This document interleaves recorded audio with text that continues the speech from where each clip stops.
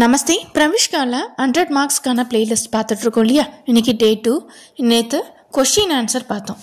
டோட்டலாக 10 மார்க்ஸ்க்கான வீடியோஸ் நேற்று பார்த்தோம். இன்னைக்கு கவி பரீட்சை பார்க்கலாம். 5 மார்க்ஸ்க்கான வீடியோ இன்னைக்கு பார்க்கலாம். ஃபஸ்ட்டு நேத்தோடைய 10 மார்க்ஸோட ரிவிஷன் பண்ணிவிட்டு அப்புறம் நம்ம கவி பரீட்சை போகலாம். ஃபஸ்ட்டு பாருங்கள் என்னென்ன லெசன் படிக்கணும் அப்படின்னா first, second, third, fourth, 11th. சரி, இது மட்டும் படித்தாலே போதும். 10 மார்க்ஸ் ஆனால் கொஷின் ஆன்சர் படிச்சிடலாம். ஃபஸ்ட்டு பாருங்கள், யசோதரா कौन है? யசோதரா யார்? யசோதரா கௌதம புத்தருடைய ஒய்ஃப் இல்லையா, அவங்களுடைய பத்னி है. यशोधरा का दुख का प्रमुख कारण क्या है? யசோதரையா துக்கத்துடைய முக்கியமான காரணம் என்ன அப்படின்னு கேட்குறாங்க. सिद्धार्थ यशोधरा से कहे बिना सिद्धि प्राप्त करने के लिए चले गए, यही यशोधरा का प्रमुख कारण है, दुख का प्रमुख कारण है. அவர் சொல்லாமல் போனது தான் என்னது, அவருடைய துக்கத்துக்கான காரணம், அவங்களுடைய துக்கத்துக்கு காரணம் அப்படின்னு சொல்கிறாங்க. சரியா, கஹேபினா சொல்லாமல் போனது தான் என்னது, அவங்க துக்கத்துக்கான காரணம் அப்படின்னு சொல்கிறாங்க. நெக்ஸ்ட் கொஷின், தேர்ட் கொஷின் பாருங்கள். जिसने अपनाया था त्याग इस पक्तियाम का तात्पर्य क्या है? இதோடைய லைன்ஸோடைய மீனிங் என்ன? போயமோட லைன் இது, மீனிங் என்னன்னு கேட்குறாங்க. सिद्धार्थ ने यशोधरा का साथ विवाह किया और अपनाया. சித்தார்த் வந்து யசோதராவை மேரேஜ் பண்ணி தன்னுடையதாக்கிட்டாரு. லேக்கின் அப்பவே யசோதராக்கா தியாகர் சோடுகர் சலிகை. ஆனால் அவங்கள வந்து தியாகம் பண்ணிட்டு என்ன பண்ணிட்டாரு, சோடுகர் விட்டுட்டு போயிட்டாரு. அபினா ஹோங்கா மேரே அந்த கவிதாக்கா ரச்சியதா कौन है? Second lesson. அது ஒரு ரச்சியதா யாருன்னு கேட்குறாங்க. சூரியகாந்தி திரிபாட்டி நிராலா. அவருடைய நேமை எழுதணும். ரச்சியதானா ரைட்டர். சரியா, சூரியகாந்த் திரிபாட்டி நிராலா. அடுத்த क्वेश्चन, अभिना होगा मेरे अंत कविता का पुष्प पुष्प शब्द किनको सूचित करते हैं? पुष्प पुष्पன்னு யாரை சொல்கிறாங்க அப்படின்னா, पुष्प पुष्प शब्द பாரதி के யுவ பீடி கே ஓர் சூச்சித் கர்த்தி ஹேன். இந்தியாவோட இளைஞர்களை தான் குறிக்குது. யார்? புஷ்ப புஷ்பன்ற வேர்டு இந்திய இளைஞர்களை குறிக்குது அப்படின்னு சொல்கிறாங்க. அடுத்தது, அபினா ஹோங்கா மேரே அந்த கவிதா சே தந்திராலஸ் லாலஸ்கா அர்த்த கியா ஹை? இந்த வேர்டோட மீனிங் என்னன்னு கேட்குறாங்க. சதா नेतृत्व में रहने या आलस रहने की इच्छा को तंद्रस आलस कहते हैं. யார் வந்து எப்பயும் தூங்கிட்டே இருக்கணும், சோம்பேறியாக இருக்கணும்னு ஆசைப்படுறாங்களோ அவங்கள தான் தந்திராலஸ் லாலஸ் அப்படின்னு சொல்கிறாங்க. அடுத்த क्वेश्चन பாருங்க. अविकसित रंग से विकसित होगा वृंद वसंत का अर्थ क्या है? இந்த லைனோட மீனிங் என்னன்னு சொல்றாங்க, கேட்குறாங்க. कवि का विचार है कि अब तक उनका लक्ष्य प्राप्त नहीं हुआ. கவியுடைய எண்ணம் என்னன்னா, अभी तक இதுவரையும் அவருடைய லட்சியத்தை என்ன பண்ணல, அவரு அடையலை. अर्थ है, जब तक हर इंसान का दुख और पीड़ित पे दूर नहीं करेंगे तब तक उनको अंत नहीं होगा. எல்லா மனிதர்களுடைய துக்கம் வந்து போகிற வரையும் அவருக்கு முடிவு இல்லை அப்படின்னு சொல்கிறாரு. இந்த லைன்ஸில் அதுதான் சொல்லியிருக்காங்க. இது போயமோட லைன், அதுலேருந்து மீனிங் கேட்டிருக்காங்க. சரியா, நெக்ஸ்ட்டு அடுத்த லெசனு. रामधारी सिंह दिनकर जी की अपनी कलम से किसके बारे में बोलने का निर्देश देते हैं?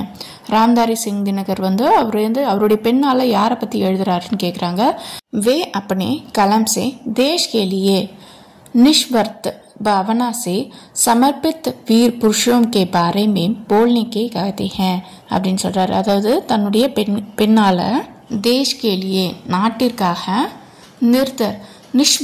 நிஸ்வர்த் தன்னலம் இல்லாமல் வாழ்ந்த வீரர்களை பற்றி தான் அவர் வந்து எடுத்து பெண்ணெல்லாம் எழுதுறாரா. இந்த கவிதையில் என்ன எழுதுறாரு, தன்னலமற்ற நாட்டுக்காக உழைச்ச வீரர்கள் இருக்காங்க இல்லையா, அவங்கள பற்றி தான் இந்த பெண்ணில் இந்த கவிதையில் எழுதியிருக்காரு அப்படின்னு சொல்கிறாங்க. 9th, अग्नि लघुदीप क्या उदाहरण किनको सूचित करते हैं? अग्नि लघुदीप அப்படின்னு யார் எக்ஸாம்பிளாக சொல்கிறாங்க அப்படின்னு கேட்குறாங்க. जग असंख्य वीरों को लोगों को सूचित करता है. अर्थात काउंटलेस வீரர்களை இது குறிக்குது. जिनके बारे में बहुत कम लोग जानते हैं. அவங்கள பற்றி நிறைய பேருக்கு என்ன பண்ணாது, தெரியாது. பகுத்துக்கம் ரொம்ப குறைவாக தான் அவங்களுக்கு தெரிஞ்சிருக்கு, யாருக்கும் அந்த அளவுக்கு தெரியாது அப்படின்னு சொல்கிறாங்க. அடுத்தது, वीर लोगों की महिमा के लिए कवि किन किन சாட்சி மானதி ஹே? அவங்களோட மகிமையை அறிஞ்சவங்கள யாரை சாட்சியாக கூப்பிடுறாரு அப்படின்னு கேட்குறாங்க. கவி சூரிய சந்திர பூகோள் को साक्षी मानते हैं, அவங்களையெல்லாம் சாட்சியாக கூப்பிடுறாரு. நெக்ஸ்ட் லெசன், பரத் பூமிக்கு கௌரவ பால் கியா ஹை? கௌரவ பால் அப்படின்னா நம்மளுடைய நெற்றி என்னது, இந்தியாவுடைய நெற்றி அப்படின்னு சொல்லிட்டு யாரை வந்து சொல்கிறாங்க அப்படின்னா, பரத் பூமிக்கு கௌரவ பால் உஜ்வல் இமாச்சல் ஹை. இமாச்சல தான், பிரகாசமான இமாச்சல மலையை தான் நம்ம சொல்லி இமயமலைன்னு சொல்கிறோம் இல்லையா, அந்த இமயமலையை தான் நம்மளுடைய பால், நெற்றி, இந்தியாவின் நெற்றி அப்படின்னு சொல்கிறாங்க. நெக்ஸ்ட்டு पंछी भारत का माता का हृदय हर रूप में किससे मानती है? இருதயமா யாரை நினைக்கிறாங்க அப்படின்னு கேட்குறாங்க. யார்? பந்துஜி. பந்துஜி भारत माता के हृदयमा हर रूप में गंगा जल को मानती हैं. கங்கா நதியை தான் இந்தியாவுடைய இருதயமா பந்துஜி குறிப்பிடுறாரு. சரியா? அடுத்தது பந்துஜி கடி கி ரூபமே கிஸ்ஸே மான்தி ஹே. கடி அப்படின்னா ஹிப். நம்ம இந்தியாவுடைய இடுப்பா எது இருக்குது, ஹிப்பா எது இருக்குது அப்படின்னா விந்தியாச்சல், விந்திய மலை அப்படின்னு சொல்லுவோம், அதுதான். ஸோ அதான் சொல்கிறாங்க, பந்துஜி கடி கே ரூபமே விந்தியாச்சல் கே மான்தி ஹே. விந்திய மலை இருக்கு இல்லையா, அது வந்து நம்மளுக்கு கரெக்டாக நடுவில் பிரிக்கிற மாதிரி இருக்கும் இந்தியாவை. மேப்பில் பார்த்தீங்கன்னா கரெக்டாக தெரியும், விந்தியாச்சல் அப்படி தான் இருக்கும். அடுத்தது 4th ஒன்று, பந்துஜிக்கு அனுசார் சாந்தி அதிர்ஷ்டதா கோன் ஹே. பந்துஜி வந்து எது வந்து நம்மளுக்கு அமைதியின் தலைமையாக இருக்கும் அப்படின்னா இந்தியா அப்படின்னு சொல்கிறாரு. பந்துஜி கே அனுசார் சாந்திக்கு அதிர்ஷ்டதா இந்தியா ஹே, பாரத் ஹே. 5th ஒன்று, பந்துஜி கிஸ்கோ அபராஜித் கர்த்தி ஹே. எதை வந்து அபராஜித் பண்ணுறாரு? அபராஜித் அப்படின்னா தோல்வி அடையாதது யார் அப்படின்னு கேட்குறாங்க. पंत जी भारत के राष्ट्रीय ध्वज को अपराजित करती हैं. राष्ट्रीय ध्वज அப்படின்னா இந்திய கொடி, ध्वज அப்படின்றது கொடி, ஃப்ளாகை தான் குறிக்குது. பந்த் ஜி பாரத் கே இந்தியாவுடைய ஃப்ளாகை தான் தோல்வி அடையாத ஒன்று அப்படின்னு சொல்கிறாரு. क्वेश्चन, शायद मोहम्मद इकबाल भारत देश के भारतवासियों के तुलना किसी के साथ कर हैं. இவர் வந்து யாருக்கு எக்ஸாம்பிளாக சொல்கிறாரு பாரதவாசியோம்க்கு அப்படின்னு கேட்குறாங்க. शायद मोहम्मद इकबाल भारत देश के फूलों के बाग और भारतवासियों के बुलबुल पक्षी के साथ तुलना करती हैं. बुलबुल पक्षी இருக்கு இல்லையா, அதுக்கு வந்து எக்ஸாம்பிளாக வந்து இந்தியர்களை சொல்கிறாங்களா. யார்? शायद मोहम्मद इकबाल भारत देश को फूलों के बाग और भारतवासियों को बुलबुल पक्षी के साथ तुलना करते हैं. बुलबुल पक्षिயோட சேர்த்து எக்ஸாம்பிளாக சொல்கிறாங்க, அதுக்கு கம்பேர் பண்ணி சொல்கிறாங்க அப்படின்னு சொல்கிறாங்க. கவிஞர் முகமது இக்பால் இந்தியாவை மலர்ந்த தோட்டத்திற்கும் இந்தியர்களை புல்புல், ஒரு பாடல் பறவை, புல்புல்ன்றது ஒரு பாட்டு பாடுற பறவை, அதோடைய கம்பேர் பண்ணியிருக்காங்க, ஒப்பிட்டுருக்காங்க அப்படின்னு சொல்கிறாங்க. நெக்ஸ்ட்டு 12th கொஸ்டின் பாருங்கள். பாரத் கே சந்தாரி ஏவ் சௌக்கிதார் கோன் ஹே. அதாவது பாதுகாவலரும் கண்காணிப்பாளரும் யார் அப்படின்னு கேட்குறாங்க. हिमालय पर्वत, हिमालय மலை தான் பாரத் தேஷ்க்கு சந்தாரி और चौकीदार हैं. இதில் हिमालय पर्वत மட்டும்தான் நீங்கள் எழுதணும், இதெல்லாம் அங்கேயே இருக்குது. சரியா? हजारों नदियों कहाँ खेलती हैं. हजारों ஆயிரக்கணக்கில் ஆறுகள் வந்து எங்கே வந்து கேள்த்தி எங்கே வந்து ஓடிட்டுருக்கு அப்படின்னு கேட்குறாங்க. பாரத் கே கோந்த் மே ஹஜாரி நதியும் கேள்த்தி हैं. எங்கே வந்து போயிட்டுருக்கு அப்படின்னா இந்தியாவுடைய மடியில் ஆயிரக்கணக்கான ஆறுகள் வந்து ஓடிட்டுருக்குன்னு சொல்கிறாங்க. பாரத் கி கோந்த் மே. हमारा गौरवम किस नदी के किनारे उतरे அப்படின்னு சொல்லி கேட்குறாங்க. கிஸ் நதி அப்படின்னா கங்கா நதி. அங்கே கங்கா நதி மட்டும்தான் எழுதணும், இதெல்லாம் அங்கேயே இருக்குது. அமாரா கௌரவம் கங்கா நதிக்கே கினாரே உத்தரே. இங்கே பயணக்குழு வந்து கங்கை நதி கரையில் தங்கியது அப்படின்ற மாதிரி சொல்கிறாங்க. நெக்ஸ்ட் கொஸ்டின் பாருங்கள். மஜ்ஹப் கியா சிக்காத்தா ஹே. மஜ்ஹப் அப்படின்றது மதம். என்ன சொல்லி கொடுக்குது அப்படின்னா, மஜ்ஹப் சப்கோ மில்கர் ரஹனே கா சிக்ஷா தேத்தி ஹே. அதாவது எல்லாரும் வந்து சேர்ந்து வாழணும், ஒன்றை வாழணும் அப்படின்ற பாடத்தை தான் கொடுக்குது. என்னது? மஜ்ஹப். மஜ்ஹப்னா மதம்.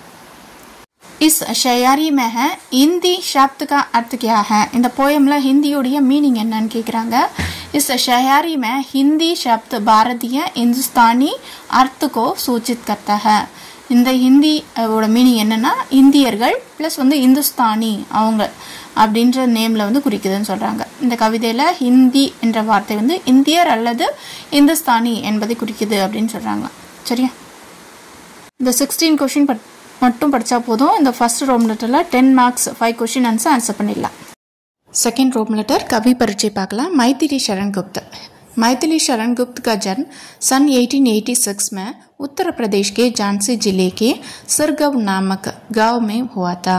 सिरगव அப்படின்ற ஒரு கிராமத்தில் பிறந்தாரு அப்படின்னு சொல்கிறாங்க. இப்போ 1886 உத்தரப்பிரதேஷ்க்கு ஜான்சி ஜில்லை, ஜான்சி அப்படின்ற ஒரு ஜில்லை கிராமத்தில் அவர் பிறந்திருக்காரு. சரியா? மாவட்டத்து ஜில்லை அப்படின்னா மாவட்டத்தில் அவர் பிறந்திருக்காரு. செகண்ட் லைன் பாருங்கள். आपके पिता एक निष्ठावान वैष्णव भक्त तथा ब्रज भाषा के मर्मज कवि थे அவருடைய அப்பா வந்து ஒரு நிஷ்டவான் வைஷ்ணவ அப்படின்னா ரொம்ப ஒரு வைராக்கியமான பக்தியான ஒரு வைஷ்ணவர். பிரிட்ஜ் பாஷா அப்படின்றதுல அவர் அந்த பிரிட்ஜ் பாஷாவில் ரொம்பவும் அவர் என்னது ஃபேமஸாக இருந்திருக்கார், எக்ஸ்பர்ட்டாக இருந்திருக்கார். இங்கிலீஷில் வேணும்னா அடுத்த இங்கிலீஷ்லேயும் மீனிங் இருக்குது பாருங்கள். His father was a devoted the Vaishnava devotee and expert of the poet in the bridge language அப்படின்னு சொல்கிறாங்க. தேர்ட் பாருங்கள், தேர்ட் லைனு कविता करने के प्राण आपके अपने पिता से प्राप्त हुई है हुई थी. கவிதை எழுதுகிற அந்த தூண்டுதல் அந்த வந்து இன்ஸ்பிரேஷன் அவங்க அப்பா கிட்ட இருந்து அவருக்கு கிடச்சிருக்கும் அப்படின்னு சொல்கிறாங்க. ஃபோர்த் லைன் आप मुख्यतः राष्ट्रकवि नाम से प्रस्तुत हैं. அவர் முக்கியமாக என்ன பண்ணுறாங்க, ராஷ்டிரகவி அப்படின்ற நேமில் தான் அவர் ஃபேமஸாக இருக்கார். ஃபிஃப்த் லைனு आपने शुभ भारत के जागृत करने के सबल प्रयत्न किया था. அதாவது சுப்த பாரத்தில் உறங்கிட்டு இருக்க இந்தியாவை எழுப்புறதுக்கான சிறந்த முயற்சி அவர் செஞ்சுருக்காரு. சிக்ஸ்த் லைனு आपकी कृति भरत भारती राष्ट्रीय भावनाओं को मूर्त रूप है. அவருடைய கிருதி அப்படின்னா படைப்பு, பரத் பாரதி அப்படின்றது ராஷ்டிரிய பாவனா இந்தி தேசிய உணர்வை தூண்டுற மாதிரி ஒரு நூலாக இருக்குது, முக்கியமான நூலாக இருக்குது. என்ன நூல்? பரத் பாரதி. யாருடையது? இவருடைய பரத் பாரதி நூல். அடுத்தது செவன்த் பாயிண்ட் பாருங்கள். अपने साकेत नामक एक महाकाव्य ही रचना की जो कड़ी बोली गौरव के ग्रंथ के अनुपम स्थान रखता है. அனுப்பம் கடிபொலின்றது ஹிந்தியை தான் குறிக்கும்.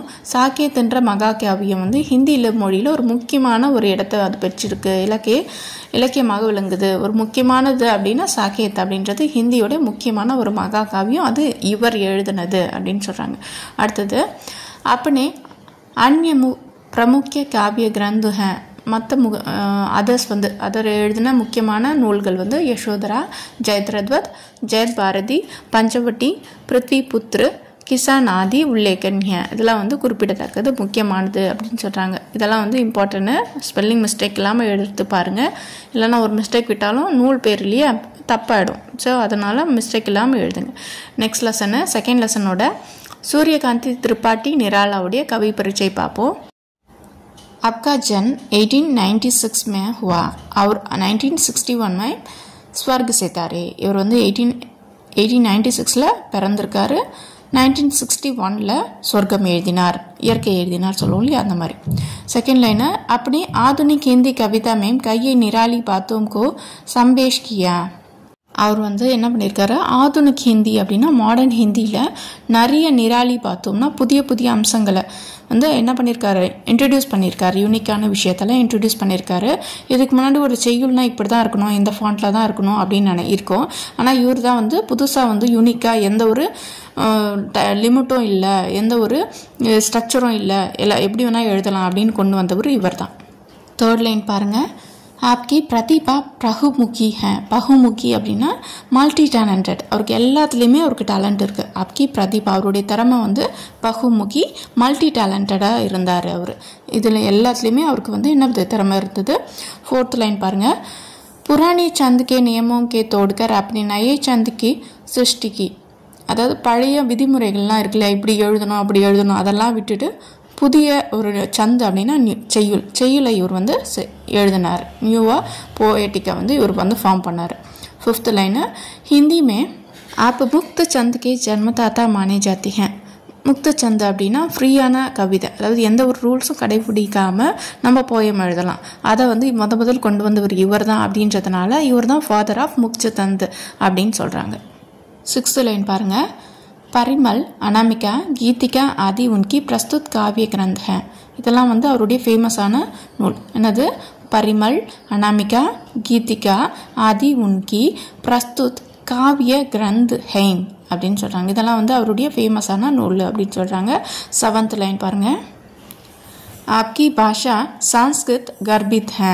அவருடைய மொழியில் வந்து சான்ஸ்கிருத் வந்து அதிகமாக வந்து இருக்குமா, அதாவது அவர் வந்து சான்ஸ்கிரிட்டில் எழுதியிருக்காரு இல்லையா, அதனால அதோடைய செறிவு அதிகமாக இருக்கும்ன்றாங்க. இன்ஃப்ளூயன்ஸ் கர்பித் அப்படின்னா இன்ஃப்ளூயன்ஸ் அதிகமாக இருக்கும், நிறைய வேர்ட்ஸ் வந்து சான்ஸ்கிரிட்டில் அவர் யூஸ் பண்ணியிருக்காரு அப்படின்ற மாதிரி சொல்கிறாங்க. நெக்ஸ்ட்டு எயித் லைன் பாருங்கள். யஹா விச்சார் தர்ஷனிக் ஹோகயி. அவருடைய எண்ணம் வந்து ரொம்ப டீப்பாக போனதுனால அவருடைய ஸ்டைல் பஹாம் ஸ்டைலி பி கம்பீர் ஹோ கயி ஹே. அவருடைய ஸ்டைல் கூட ரொம்பவும் கம்பீரமாக இருக்குது, அவருடைய தத்துவங்கள் கூட வந்து ஃபிலாசபிக்கலாக இருக்குது அப்படின்னு சொல்கிறாங்க. சரியா? நெக்ஸ்ட்டு தேர்ட் லெசனை பார்ட் 2ல் பார்க்கலாம். சரியா? பார்ட் 2 தேவைப்படுறவங்க எனக்கு கமெண்ட் பண்ணுங்கள். சரியா? பிரவீஷ்கா எழுத போகிறீங்க அப்படின்னாலும் எனக்கு கமெண்ட் பண்ணுங்கள். உங்கள் நேம் போட்டு கமெண்ட் பண்ணுங்கள். நெக்ஸ்ட் வீடியோஸ் அப்லோட் பண்ணுறேன். தன்யவாத்.